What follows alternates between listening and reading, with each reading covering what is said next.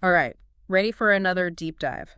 This time we're digging into a dish that's as layered and complex as its flavors, biryani. A fantastic choice. It always seems so, I don't know, straightforward on the surface, wouldn't you say? But the history, it's incredible how much history and culture are simmered into every single pot.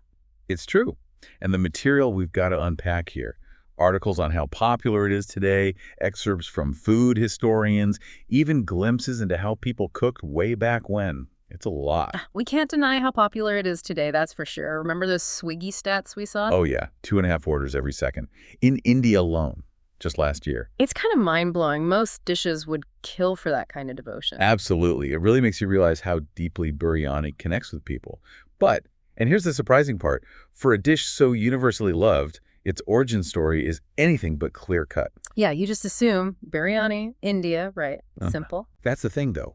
Even the name itself, biryani, it tells a different story. The word's actually from Urdu, which has those deep Persian roots. And the etymology points to biryan, literally fried rice in Persian. So, not an Indian invention after all. It's more nuanced than that, wouldn't you say? Yeah. This is a dish that's traveled, absorbed different influences, ingredients even, along the way. Kind of like how spices themselves give biryani its depth of flavor. And, experts like Dr. Pushpesh Pant and the food historian Sohail Al-Naqvi, they've actually traced similar rice dishes back over 400 years to Central Asia. Wow, so we're talking Persia, maybe even before the Mughals were even on the scene. It's entirely possible. Yeah. And that connection to pilaf, that dish made with rice, often meat and all those spices, it's really significant. Makes you think biryani might be part of a much older tradition of using rice in celebratory dishes, ones that traveled along trade routes and picked up local flavors as they went. That's amazing. You're painting this picture of a whole culinary web stretching back centuries, and biryani is right there in the middle of it all. It makes you wonder, right? What did those early versions taste like? What did those ancient cooks consider essential for an amazing rice dish? It's tantalizing. But we can't talk biryani without talking about the Mughal Empire, can we? Definitely not. Their influence is undeniable. We saw it ourselves in the Aini-Akbari. Right. That's pretty compelling evidence right there. For sure. The Aini-Akbari, that super detailed record of Emperor Akbar's administration, well, it actually describes them preparing biryani in the royal kitchens, which means by the 16th century, biryani wasn't just present, it was flourishing.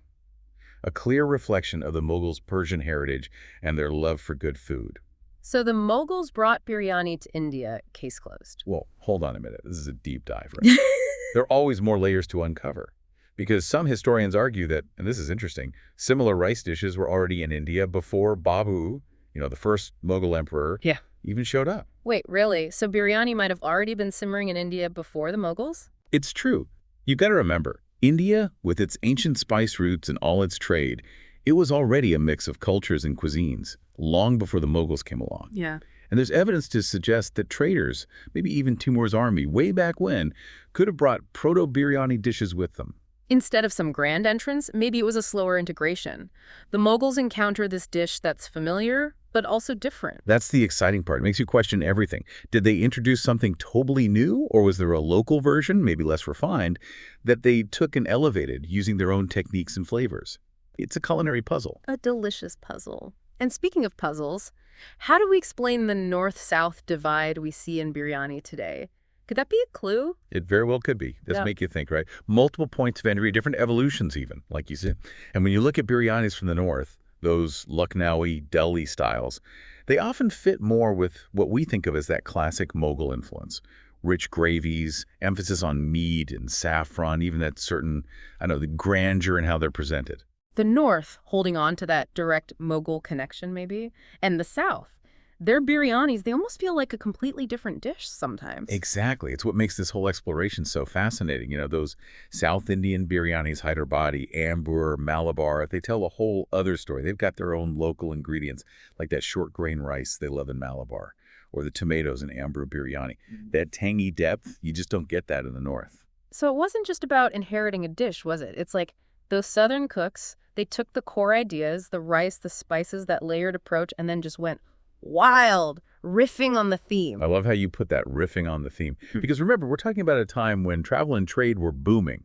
So you can imagine those culinary conversations happening. Right. Cooks from different regions, different empires even, swapping techniques, tweaking recipes to match local tastes and whatever ingredients they could get their hands on.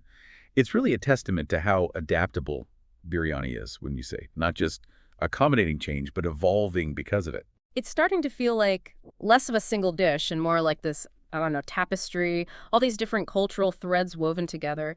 And speaking of threads, one thing that always gets me about biryani is how important the actual cooking process is. It's an art. It's not just throwing things together. I mean, absolutely not. You want real biryani. It all comes down to these specific techniques passed down through who knows how many generations that elevate it from just some rice dish to an actual art form. There's dumb cooking, for one. Sealing that pot up tight, steaming everything in its own juices. That's how you get that incredible aroma, that depth of flavor, and then the layering. It's amazing. Meat, rice, spices, sometimes even potatoes or veggies, all meticulously layered, each one adding its own something special to the mix. It's like this, I don't know, symphony of flavors and aromas all conducted by these like ancient cooking techniques. It's incredible. You said it. And the coolest part, each region, each family even, they might have their own little twist, their own secret to get that perfect balance. That's why you can have 10 different biryanis, and each one's a totally unique experience. Like, take Lucknowi biryani, right? Known for that slow-cooked richness. They cook the meat and rice separately, then layer it all together with a saffron-infused milk and a special blend of spices. Talk about patience. It's an art. You're making me realize I've barely scratched the surface of the biryani world. I need to branch out.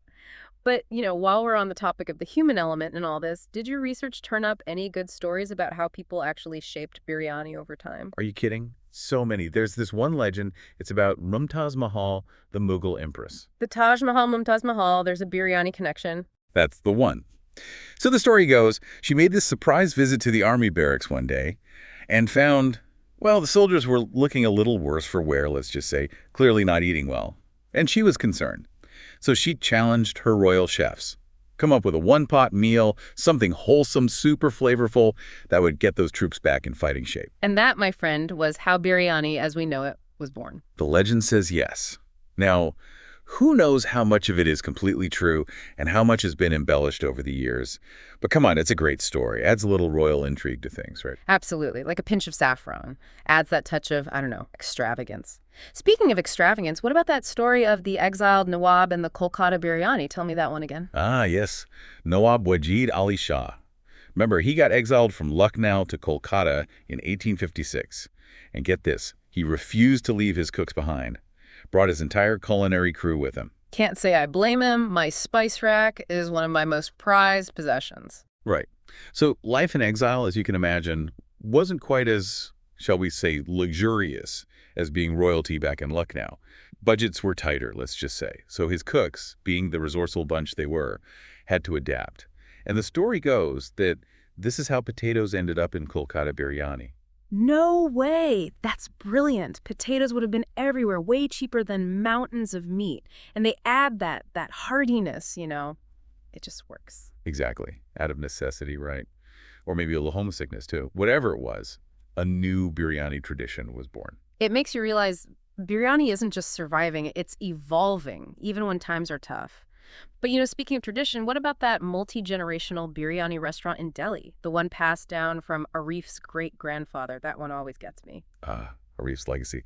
Now, there's a story about culinary heritage, right? I mean, they haven't just been protecting those recipes all these years, but the techniques, even the stories behind them, it's like the soul of their ancestors' biryani. It's still alive in that little restaurant. It really is. It's like this direct line to the past, you know, infused with all that history. And, oh man, speaking of culinary journeys, we can't forget about Amber Biryani. Wasn't there a story about it? Something about an accidental culinary masterpiece. Oh, Amber Biryani. Yeah, that one's great. It's known for that tangy flavor, all those tomatoes. And the origin story is wild. Hassan Beg, this really talented cook, he learned his craft in the kitchens of the Arcot Nawab. Get out! From royal kitchens to, what, a happy little accident? Tell me everything. So the story goes, Hassan Beg, he eventually went back home to Amber. But he took all that experience, all that royal knowledge with him, set up this, like, modest little place, and legend has it, his biryani blew everyone away, taking what he learned, mixing it with local tastes. He created something totally new. From Nawab's kitchen to small town hero, I love it. It proves that sometimes the most iconic dishes, they come from those unexpected moments. But we've been talking a lot about meat and spices and all that, but we can't forget about the vegetarians, right? Absolutely. And that's where tahiri comes in, vegetarian biryani. And it really highlights something crucial about biryani's whole journey. It's incredibly inclusive. Tahiri isn't just like, oh, no meat here. It shows how biryani went beyond cultures and diets to become this true reflection of India's diverse culinary landscape. It's like Biryani said, you're not putting me in a box. It embraced every chance to change, to represent the people and places it encountered. What's the most remarkable part of this whole story for you?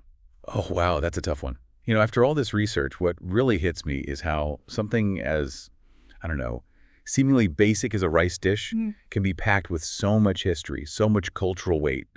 It's a good reminder that food, it's not static, it's constantly evolving. It's this tapestry, right? All these threads of tradition, innovation, people connecting with each other. We've been like archaeologists, haven't we? Digging through these layers of culinary history, each one revealing something new, something surprising about this dish we thought we already knew. Exactly. And that's what makes it all worthwhile. Yeah. We busted some myths, traced this incredible journey across continents, and realized that even the most celebrated dishes, they've got their own mysteries, their own plot twists. It certainly changed how I see biryani, that's for sure. Our listeners are going to be looking at their next plate in a whole new light. I have no doubt about it. And it makes you think, doesn't it?